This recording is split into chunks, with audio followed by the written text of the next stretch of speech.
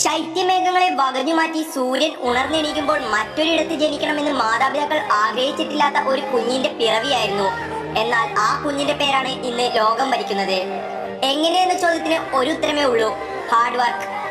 4ാം ക്ലാസ്സിൽ പഠിപ്പ് നിർത്തി ടീച്ചറിന്റെ മുന്നിൽ കസേര വലിച്ചെറിഞ്ഞ് പൊട്ടിച്ചതും പിന്നീട് അതേ സ്കൂൾ നഷ്ടത്തിലായപ്പോൾ രക്ഷകനെ പോലെ അത് ഏറ്റെടുത്തതുമായ കഥകൾ ഇന്ന് പിറന്നു വീഴുന്ന ഓരോ കുട്ടിക്ക് പോലും ഒരു നാടോടി കഥ പോലെ സുപരിചിതമാണ്.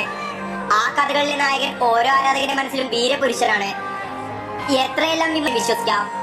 വെല്ലുവിളികൾ 2 കൈകൊണ്ട് സ്വീകരിക്കുന്ന അതികായൻ. ഫുട്ബോൾ ലോകത്തിലെ ആ ബലിഷ്ഠമായ കാലുകൾക്ക് എന്നെന്നും ലോകത്തെ പ്രകമ്പനം കൊള്ളിക്കാൻ തക്കവണ്ണം ഒരു പേരുണ്ട്. അതെ, ക്രിസ്ത്യാനോ റൊണാൾഡോ.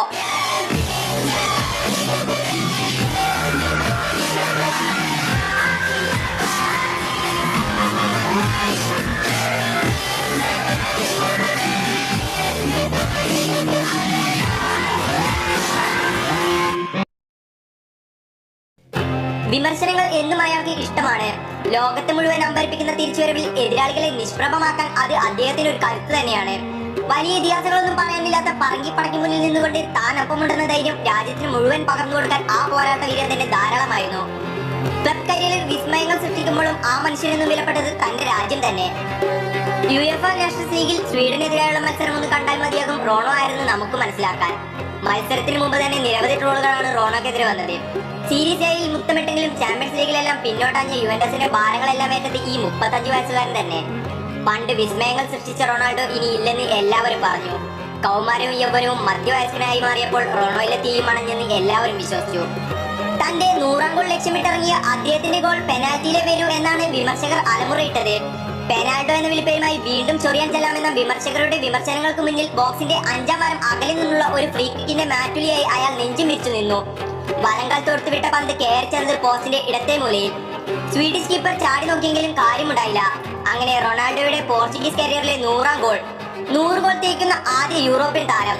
വിമർശകരുടെ നെഞ്ചിനെ നിഷ്പ്രഭമാക്കിയ ആ ഒരൊറ്റ ഗോൾ പറഞ്ഞു എന്തുകൊണ്ടാണ് ഇദ്ദേഹത്തെ ഗ്രേറ്റസ്റ്റ് ഓഫ് ഓൾ ടൈം എന്ന് വിളിക്കുന്നതെന്ന്.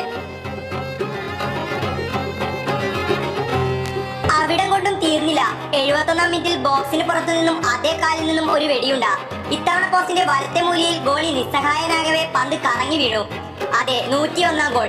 He did it and he did it in style. അങ്ങനെ യൂറോപ്യൻ മണ്ണിൽ തന്റെ കാലുകൾ കൊണ്ട് പറങ്ങിപ്പടയുടെ ആ കപ്പിത്താൻ രാജാവായി മാറി. വിമർശനങ്ങൾ എത്രയോ നേരിട്ട ആ മനസ്സിന്റെ ആത്മബോധത്തിന്റെ തീവ്രമായ തിരിച്ചുവരവുകൾ എന്നും വിസ്മയമാണ്.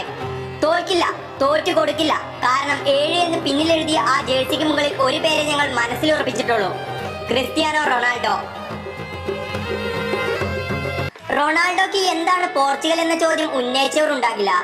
ആ മനുഷ്യന്റെ ജീവശ്വാസത്തിന്റെ വിലയാണ് ആ രാജ്യത്തിന് നമ്മൾ കൽപ്പിക്കേണ്ടത്. തുടക്ക കാലഘട്ടത്തിൽ അദ്ദേഹം പറഞ്ഞ ഒരു വാചകമുണ്ട്: എന്റെ ഏറ്റവും വലിയ സ്വത്ത് എന്റെ രാജ്യമാണ്. ഇനി എന്റെ ഒരു കാൽ പോയാലും ശേഷിക്കുന്ന ഒരു കാലിൽ ഞാൻ എന്റെ രാജ്യത്തിന് വേണ്ടി ബൂട്ട് കെട്ടും. എത്രയോ ലാലിക കിരീടങ്ങൾ, എത്രയോ ചാമ്പ്യൻസ് ലീഗുകൾ. എന്നാലും റൊണാൾഡോയോട് ചോദിച്ചു നോക്കൂ ഏറ്റവും പ്രിയപ്പെട്ടത് ഏതാണെന്ന്. അയാൾ പറയും 2016 യൂറോ കപ്പ് എന്ന്. ചാമ്പ്യൻ ടീമുകളായ ഫ്രാൻസിനെയും സ്പെയിനെയും ജർമ്മനിയെയും ഒക്കെ മുട്ടുമടക്കി യൂറോപ്പിന്റെ തലപ്പത്ത് പോർച്ചുഗൽ എത്തിയപ്പോൾ പലപ്പോഴും അണ്ടർറേറ്റ് ചെയ്ത ഒരു ടീമിന്റെ അതിപ്രസരത്തോടെയുള്ള ഉയർത്തെഴുന്നേൽപ്പിനാണ് ലോകം സാക്ഷിയായത്. അവർ ഭാവിയിൽ പറയാൻ പോകുന്ന ഇതിഹാസ കഥകളിലെ നായകന്റെ പേര് അവരുടെ മനസ്സിനെ പോലും പിടിച്ചു കുലുക്കാൻ ശക്തിയുള്ളതായതിൽ അത്ഭുതപ്പെടാനില്ല.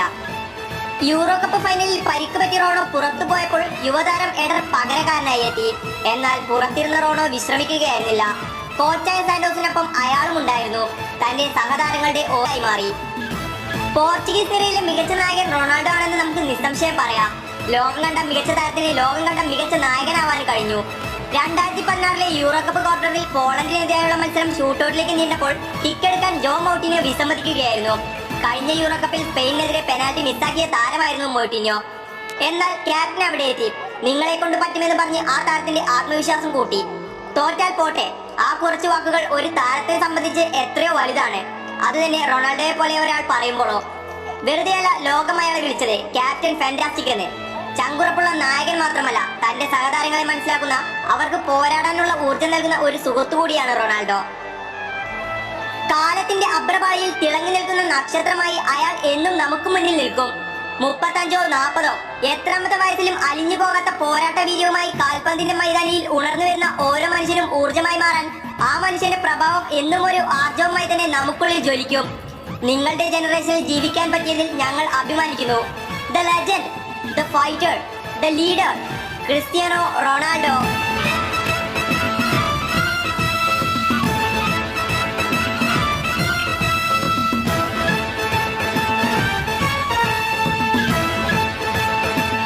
Champions. Este é o momento mais feliz da minha vida. Já chorei 3 ou 4 vezes.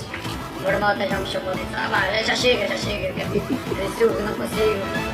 É um momento mesmo, de verdade, mesmo do coração, juro tudo na vida. É o momento mais feliz da minha vida. Estou mesmo contente, mas contente. Eu podia repetir 100 vezes. Estou mesmo feliz, era o que me faltava ainda.